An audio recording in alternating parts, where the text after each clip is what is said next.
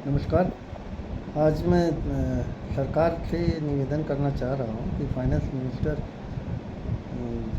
जो है और आरबीआई गवर्नर ये देखें कि आप फ्री में फटाफट ना अनसिक्योर्ड लोन आप बंटवा रहे हो इतना 20-20 लाख 25-25 लाख लोगों को, और ईएमआई नहीं आ पा रही है क्योंकि कार्य नहीं है, काम भी नहीं है उनके पे या आईटीआर पे आपने दे दिया, ठीक है, और घर पहुंचवा दिया।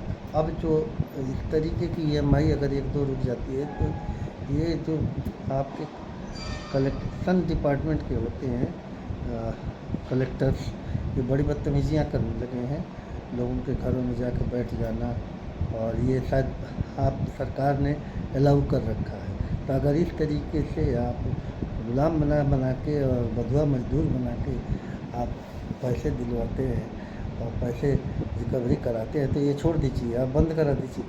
कोई ज़रूरत नहीं है हम लोगों को किसी को लोन लेने की। दूसरी चीज़, क्रेडिट कार्ड की जो आपने 20-20 हज़ार से लेके 1-2 लाख रुपए का क्रेडिट कार्ड जारी कर रखा है, उसकी ईएमआई में लेट होती है, आप फीस भी लेते हैं, बाउंसिंग चार्जेस भी लेते हैं, तरह तरह के बाउंसर घर में भेजते हैं, बदमाशी करते हैं सब टेलीफोन पे। तो ये बिज़नेस और कस्टमर का रिलेशनशिप थोड़ी हुआ। आप तो गुंडागर्दी करा रहे हो बैठ के कि आप पैसे बंटवा दिए और लोन दिलवा दीजिए। तो इस तरीके की गुंडागर्दी ठीक नहीं है और ये देश के लिए अच्छा भी नहीं है। दूसरा, लोन देना एक बिज़नेस है, आप इसलिए लोन दे रहे हो कि आपको सूद मिलता है और अगला बंदा कमा के देता है।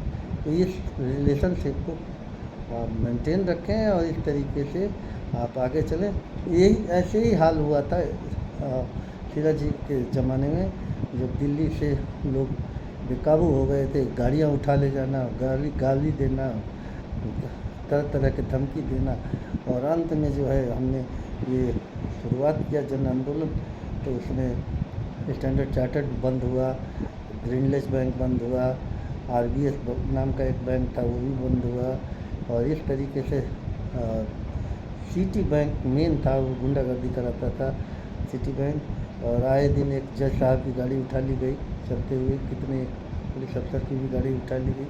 तो हम लोग चूँकि जनता के सेवक हैं तो हम लोगों से कहा गया, तो हम लोगों ने जन आंदोलन चालू किया और फिर इन बैंकों को बंद करा दिया गया। आज तक उभर नहीं पाए स्टैंडर्ड चार्टर्ड, न ही उभर पाए सिटी बैंक, समझ रहे हैं। तो ये जो नए नए फाइनेंस कंपनियां हैं, बजाज है, गोदरेज है, जिनके पास आमदनी का साधन बहुत है लेकिन फिर भी नमक बेच रहे हैं, तेल बेच रहे हैं, गाड़ी बेच रहे हैं, फ्रिज बेच रहे हैं, मकान बेच रहे हैं, बिल्डिंग बेच रहे हैं, टाटा है, आदित्य बिरला है, तो इन लोगों का पेट नहीं भर रहा। इस तरीके से ये लोग 10-10, 20-20, 50-50 लाख, 1-1 करोड़ लोग घरों पे लोन पहुंचा देते हैं। उसके बाद 1-2 ईएमआई में इतनी बदतमीजियाँ चालू हो जा रही है जिससे पुलिस को बुलाना पड़ता है, पुलिस के साथ अंत में समझौता होता है। कोर्ट में जाने में ये लोग घबराते हैं क्योंकि मनमाना फाइन, मनमाना सूद ले रहे हैं। तो इस तरीके से सबसे इसमें टॉप पे गुंडागर्दी में ये गोदरेज है, जो जिसको अब हम लोग बंद कराएंगे। अगर ये बैंक इस तरीके से बदतमीजी अपने ग्राहकों से करेगा, कोई बर्दाश्त नहीं करेगा। हम लोग सूद देते हैं, हम लोग लोगों को पैसे देते हैं, हमारे पास 100 केसेज ऐसे आ चुके हैं जिन्होंने मेरे को बताया कि मेरे को बदतमीजी किया और 30 लाख पहुंचा गया घर पे। इस तरीके से वो लोग एक्सेप्ट करते हैं कि हाँ आपने पैसे दिए हैं तो आपको देंगे। तो जब मार्केट उठेगा अपने आप ही देंगे। तो माननीय गवर्नर साहब आरबीआई से निवेदन है कि इस तरीके का कोई कानून बनाए, नहीं तो हम लोग जनसाधारण के आदमी हैं और एक्टिविस्ट भी हैं, सोशल एक्टिविस्ट वर्ल्ड लेवल के। डॉक्टर आनंद शुक्ला, मैं उतरूँगा, हमारे साथ लाखों लोग आएंगे। कार्यशैली को चेंज करना होगा, अगर नहीं चेंज कर पाएंगे तो मैं माननीय प्रधानमंत्री जी से भी निवेदन करता हूँ, राष्ट्रपति जी से भी निवेदन करता हूँ कि जन आंदोलन और सिविल आंदोलन चालू हो जाएगा। धन्यवाद। मैं डॉक्टर आनंद शुक्ला।